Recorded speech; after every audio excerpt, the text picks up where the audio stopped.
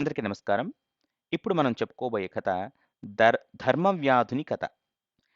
ఇది శ్రీ మహాభారతంలోని కథ.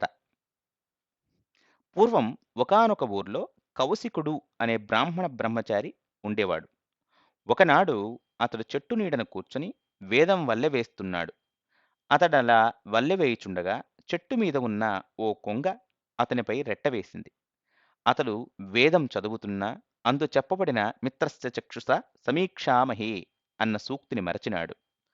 వేదం ప్రపంచాన్నంతటిని స్నేహభావంతో చూడమన్నది.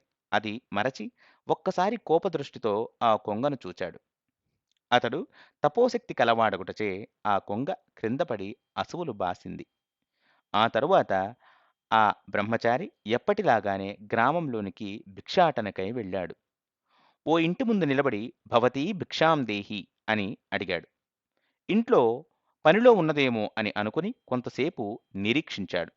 ఇంతలో దూరాన్నుంచి వచ్చిన ఆమె మగడు ఆకలి ఆకలి అంటూ ఇంటిలోనికి వెళ్ళాడు. ఆ ఇల్లాలు పరమసాధ్వి, పతివ్రత. పతికి కాళ్ళు కడుక్కోవటానికి నీళ్ళిచ్చింది. ఆ తరువాత ఎంతో ఆప్యాయంగా భర్తకు భోజనం వడ్డించింది. అతనికి భోజనం అయ్యాక భిక్ష తీసుకుని బయటకు వచ్చింది. స్వామి, మిమ్మల్ని చాలాసేపు నిలబెట్టినాను, నన్ను క్షమించండి అన్నది. కౌశికుడు మండిపడ్డాడు. తన పతిసేవ చేసి వచ్చేసరికి జాప్యమైందని చెప్పింది. అయినను ఇది క్షమించరాని నేరం అన్నాడు కౌశికుడు కోపంగా.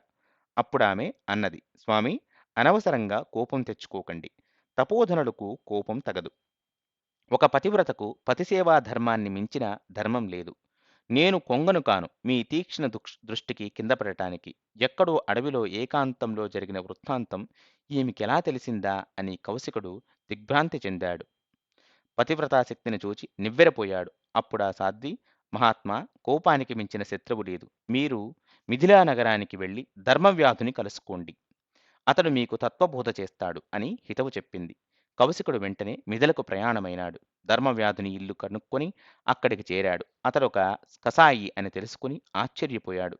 కౌశికుడు చూచి కౌశికుని చూచి ధర్మవ్యాధుడు, అయ్యా, దయచేయండి, తమని నా వద్దకు పంపిన సాధ్వీమణి కుశలమే కదా అని ప్రశ్నించాడు. ఆ పతివ్రత విషయం ఈ వ్యాధునికెలా తెలిసిందో అని కౌశికుడు ఆశ్చర్యపోయాడు. అతడికి అర్ఘ్యపాద్యాదులిచ్చి తన తల్లిదండ్రుల సేవకై వెళ్ళాడు ధర్మవ్యాధుడు.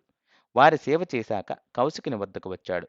కౌశికుడికి ఇలా ధర్మబోధ చేశాడు. ఆర్య, ఏ పనినైనా నిష్కామ హృదయంతో ధర్మం తప్పకుండా చేస్తే అది మాధవ సేవే అవుతుంది. ప్రతి మనిషి తన స్వధర్మాన్ని, కులవృత్తిని నిర్వహిస్తే ఈ సమాజం బాగా పురోగమిస్తుంది. లేకుంటే కొన్ని రంగాలలోనే పురోగతి ఉంటుంది.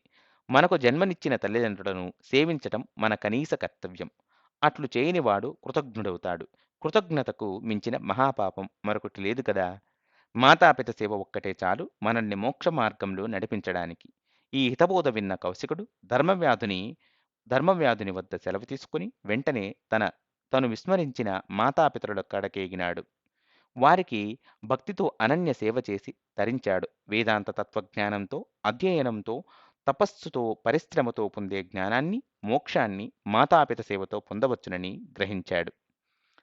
అయితే ఈ కథలో మనం తెలుసుకోవలసిన నీతి ఏంటంటే, తన కోపమే తన శత్రువు, తన శాంతమే తనకు రక్ష అన్న సూక్తి మనకు ఈ కథలో తెలిసింది.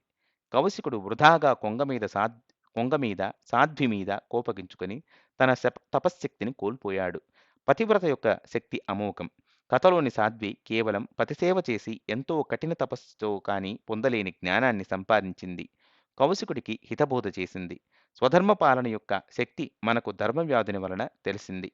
ఈతడు కసాయివాడైన స్వధర్మాన్ని నిర్వర్తించాడు కాబట్టి కౌశికుడికి హితబోధ చేయగలిగాడు. మాతాపితరుల సేవ యొక్క ఔన్నత్యం, ప్రాముఖ్యత ధర్మవ్యాధుడు మనకు స్పష్టంగా చూపినాడు ఈ కథలో. జన్మనిచ్చిన వారికి కృతజ్ఞత చూపించడం భారతీయుల ప్రథమ కర్తవ్యం అని చెప్పాడు. ఇంతటితో ఈ కథ సమాప్తం.